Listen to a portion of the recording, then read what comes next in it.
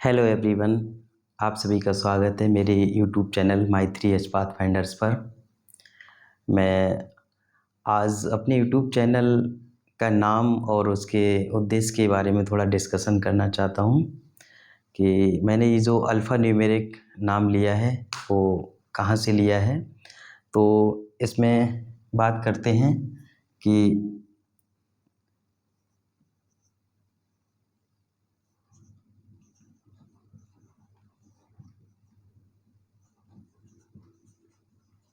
इसमें जो 3H है वो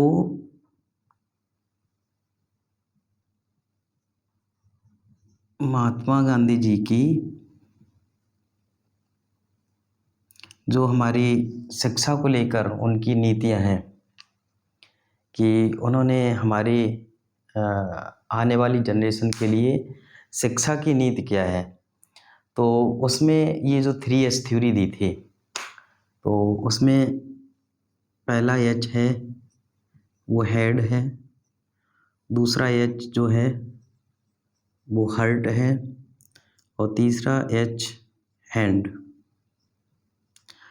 इसी के पहले थोड़ी बात और करते हैं। एक अमेरिकन एजुकेशनल साइकोलॉजिस्ट हैं डॉक्टर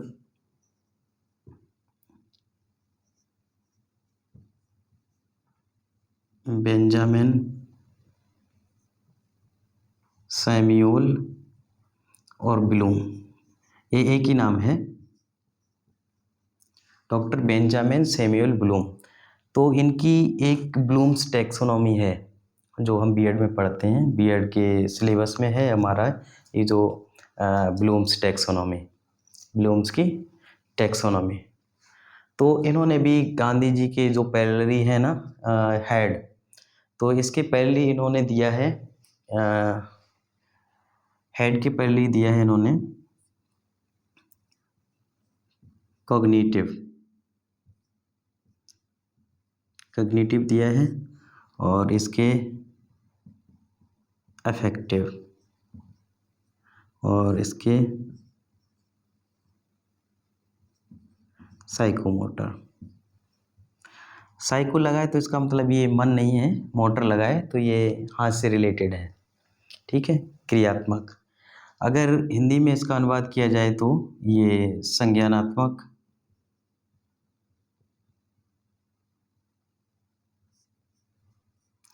और ये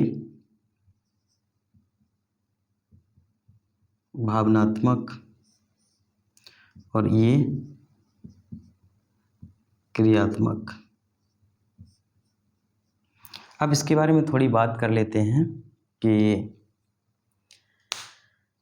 हमारा नॉलेज जो होता है वो हेड में होता है, कॉग्निटिव मतलब संज्ञानात्मक में होता है, संज्ञानात्मक में होता है। और वो नॉलेज हमारे कॉग्निशन में है, हेड में है, ब्रेन में है, तो वो सिर्फ नॉलेज के रूप में ही ट्रीट होता है। उस नॉलेज का हमारी लाइफ में हमारे भविष्य में क्या उपयोगिता है क्या नहीं है, तो ये हमारा जो ब्रेन है उसको डिसाइड नहीं कर पाता है। तो उसको डिसाइड करने के लिए एक डोमेन और एक फैक्टर और जोड़ते हैं जो हार्ट मतलब अफेक्टिव भावनात्मक जो डोमेन है वो जुड़ता है। जैसे मान लीजिए हमारे पास चाकू है, तो चाकू मतलब हेड हमारा चाकू समझता है, अब उसका उपयोग हमारे हित के लिए होगा या कहीं ना कहीं हमें हो सकता है हर्ट के लिए भी हो सकता है। अगर उसका अच्छे से यूज नहीं करोगे तो हर्ट हो सकते हैं आप उससे। तो ये हमारा हर्ट डिसाइड करता है कि कौन सा नॉलेज है वो हमारे समाज के लिए या हमारे हमारे लिए और हमारे भविष्य के लिए उपयोगी साबित है या अनुपयोगी है।